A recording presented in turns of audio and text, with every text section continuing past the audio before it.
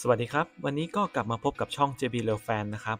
วันนี้ก็จะมีข่าวการเปิดตัวรถไฟรางเบาของประเทศฟิลิปปินส์และความคิดเห็นของชาวฟิลิปปินส์มาฝากทุกท่านนะครับเมื่อวันที่ 19 กรกฎาคมที่ผ่านมา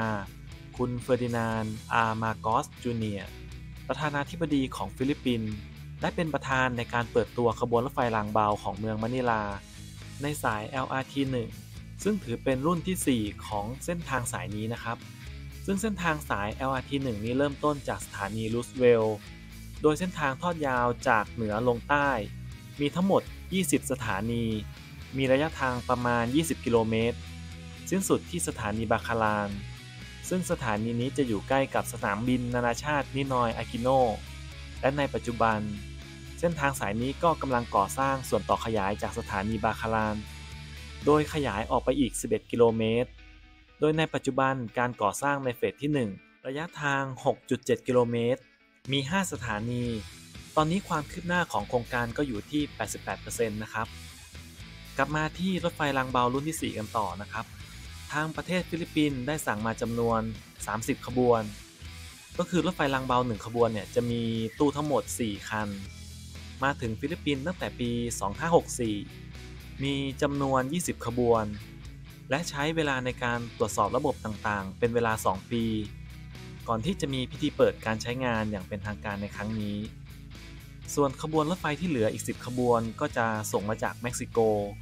คาดว่าจะถึงในระหว่างเดือนพฤศจิกายน 2566 ถึงกุมภาพันธ์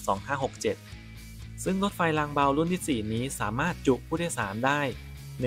1,388 คนต่อเที่ยวและใน 1 ขบวนหรือว่า 4 คันมีความยาว 106 เมตร มีความกว้าง 2.59 เมตร ใช้กับรางสแตนดาร์ดเกจขนาด 1.435 เมตร วิ่งด้วยความเร็วสูงสุดถึง 70 กิโลเมตรต่อชั่วโมง มีป้ายปลายทางด้านหน้าขบวนรถไฟเพื่อแจ้งให้ผู้โดยสารทราบว่ารถไฟกำลังมุ่งหน้าไปทางทิศเหนือหรือใต้ ภายในห้องคนขับมีการออกแบบที่ทันสมัยพร้อมจอภาพที่แสดงอุณหภูมิ ภายในขบวนรถไฟจัดพื้นที่สำหรับรถวีลแชร์มีตู้เฉพาะสำหรับสุภาพสตรี2 ตู้ไม่สามารถเดินเชื่อมต่อจากหัวขบวนไปท้ายขบวนได้เดินเชื่อมต่อได้2 ตู้ข้างในไม่มีป้ายที่บอกสถานีแบบเรียลไทม์ว่าต่อไปคือสถานีอะไรมีเพียงเสียงประกาศกับป้ายที่บอกสถานีทั้งหมดที่รถไฟผ่านเท่านั้นนะครับเรามาฟังความคิดเห็นของชาวฟิลิปปินส์กันนะครับว่าเมื่อเห็นขบวนรถไฟรางเบารุ่นที่ 4 รุ่นใหม่นี้ชาวฟิลิปปินส์จะมีความคิดเห็นยังไงบ้างมารับฟังกันเลยนะครับความคิดเห็นแรกกล่าวว่ามันเป็นข่าวดีสำหรับผู้โดยสารเราจะได้สัมผัสกับการขับขี่ที่นุ่มนวลและเงียบขึ้นแอร์เย็นขึ้นสะอาดและสะดวกสบายความคิดเห็นต่อมากล่าวว่าว้าวมันน่าทึ่งมากความคิดเห็นต่อมากล่าวว่าวันที่รอคอยมาถึงแล้วความคิดเห็นต่อมากล่าวว่าใช้เวลาถึง 43 ปีกว่าจะมีรถไฟรุ่นที่ 4 ซึ่งจากความคิดเห็นนี้นะครับก็ต้องขออธิบายเพิ่มว่าโครงการรถไฟ LRT ได้ก่อสร้างมาตั้งแต่สมัยยุคปี 80 เลยนะครับความคิดเห็นต่อมากล่าวว่าฉันหวังว่าเส้นทางรถไฟทั้งหมดจะรวมเป็นหนึ่งเหมือนรถไฟ JR ของญี่ปุ่นความคิดเห็นต่อมากล่าวว่ามันน่าแปลกใจที่ไม่มีจอบอกสถานะของสถานีรถไฟฉันหวังว่าจะสามารถติดตั้งเพิ่มได้ในอนาคตแล้วก็มีอีกท่านเข้ามาให้ความเห็นว่าใช่มันน่าผิดหวังมากทำให้การตกแต่งภายในของขบวนรถไฟเหมือนรถไฟยุค 90 รถไฟควรจะมีจอบอกสถานะสถานีแบบดิจิตอลนะความคิดเห็นต่อมากล่าวว่าฉันหวังว่าจะมีการทำส่วนต่อขยายจะทำให้เส้นทางนี้เป็นเส้นทางที่สวยงามมากความคิดเห็นต่อมากล่าวว่าฉันอดใจไม่ไหวแล้วที่จะไปใช้งานและฉันก็หวังว่าพวกเขาจะปรับปรุงการเข้าถึงสำหรับผู้สูงอายุและคนพิการความคิดเห็นต่อมากล่าวว่าถึงเวลาปรับปรุงสถานีแล้วความคิดเห็นต่อมากล่าวว่าฉันหวังว่าจะมีการปรับปรุงสถานีทั้งหมดเพราะว่ามันดูเก่าความคิดเห็นต่อมาก็จะกล่าวถึงตัวสถานีรถไฟอยู่นะครับโดยความคิดเห็นนี้กล่าวว่า ฉันหวังว่าตัวสถานีจะได้รับการแก้ไขความคิดเห็นต่อมากล่าวว่าขอแสดงความยินดีด้วยฉันหวังว่ารถไฟรุ่นที่1จะถูกแทนที่เพราะรถไฟรุ่นที่1มักจะพังระหว่างการเดินทางความคิดเห็นต่อมากล่าวว่าสำหรับฉันมันยังไม่ไฮเทคเมื่อเทียบกับรถไฟของเกาหลีแม้ว่ารถไฟเกาหลีภายนอกจะดูเก่าแต่ข้างในไฮเทคมากที่นั่งก็กว้างขวางกว่าความคิดเห็นต่อมากล่าวว่ารถไฟรุ่นที่2และรุ่นที่3ยังดีอยู่ขอชื่นชมผู้ที่ทำความสะอาดซึ่งฉันใช้ไปทำงานทุกวัน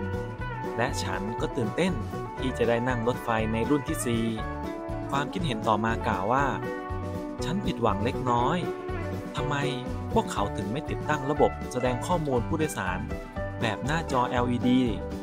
ทุกอย่างดูทันสมัยแต่ภายในเหมือนสร้างในยุค 90 ความคิดเห็นต่อมากล่าวว่าเมื่อรถไฟมีที่ว่างสำหรับวีลแชร์แต่สถานีต่างๆไม่มีลิฟต์ให้ความคิดเห็นต่อมากล่าวว่าฉันได้สังเกตว่ามีบางอย่างหายไปควรจะมีป้ายแสดงสถานะทุกสถานีใช่ไหมควรจะมีลำโพงอัตโนมัติทุกสถานีไม่ใช่ใช้โอเปอเรเตอร์พูดความคิดเห็นต่อมากล่าวว่าถึงเวลาปรับปรุงสถานีแล้วมันวุ่นวายมากโดยเฉพาะในสถานีบาคารานความคิดเห็นต่อมากล่าวว่าสถานีรถไฟเก่าเกินไปถึงเวลาต้องอัปเกรดอย่างจริงจังแล้วติดตั้งลิฟต์และบันไดเลื่อนสำหรับผู้พิการและผู้สูงอายุซึ่งปัจจุบันสถานีส่วนใหญ่ยังไม่มีให้บริการอีกทั้งชานชาลาและทางเข้ารถไฟยังไม่ได้ระดับทำให้รถวีลแชร์ใช้งานได้ลำบากอีกด้วยความคิดเห็นต่อมากล่าวว่าฉันหวังว่าหลังคาจะไม่รั่วนะความคิดเห็นต่อมากล่าวว่าฉันเคยไปทั้งสิงคโปร์มาเลเซียและไทยและมีความแตกต่างอย่างมากในการขนส่งสาธารณะในฟิลิปปินส์คุณจะไม่เห็นบันไดเลื่อนและลิฟต์ในสถานีรถไฟเลยมันดูไม่เป็นมิตรกับผู้โดยสารความคิดเห็นต่อมากล่าวว่าระวังค่าโดยสารที่จะเพิ่มขึ้นด้วยนะจากความคิดเห็นนี้นะครับก็จะขออธิบายเพิ่มเติมว่าตอนนี้ทางฟิลิปปินส์ก็กำลังจะมีการขึ้นค่าโดยสารของรถไฟ LRT ซึ่งการขึ้นค่าโดยสารนี้ก็จะมีผลในวันที่ 2 สิงหาคมที่จะถึงนี้นะครับความคิดเห็นต่อมากล่าวว่าฉันหวังว่าฟิลิปปินส์จะมีรถไฟความเร็วสูงตอนนี้อินโดนีเซียมีรถไฟความเร็วสูงแล้วความคิดเห็นต่อมากล่าวว่าคุณไม่ต้องเบียดเสียดกับรถบัสเพราะจะมีรถไฟมาถึงทุกๆ5นาทีความคิดเห็นต่อมากล่าวว่ารุ่นที่4ยังไม่ไฮเทคมากไม่มีจอ LED หรือจอแผนที่หรอหวังว่าจะมีรุ่นที่5เร็วๆนี้และความคิดเห็นนี้ก็จะเป็นความคิดเห็นสุดท้ายนะครับโดยกล่าวว่าระบบขนส่งมวลชนของเรากำลังก้าวไปข้างหน้าแม้ว่าจะยังอยู่ไกลจากประเทศอื่นๆในอาเซียนแต่ก็ยังดีกว่าไม่มีอะไรเลยและนี่ก็เป็นความคิดเห็นของชาวฟิลิปปินส์นะครับเมื่อได้เห็นรถไฟ LRT รุ่นที่4รุ่นใหม่แล้วทุกท่านมีความคิดเห็นยังไงบ้างครับลองคอมเมนต์มาพูดคุยกันนะครับท้ายนี้ก็ฝากกดไลค์กด Subscribe เป็นกำลังใจให้ด้วยนะครับและยังมีช่องทางทาง Facebook เพจ JB Rail Fan ให้สามารถติดตามข่าวสารนั่งรถไฟฝากกดติดตามกันด้วยนะครับแล้วพบกันใหม่สวัสดีครับ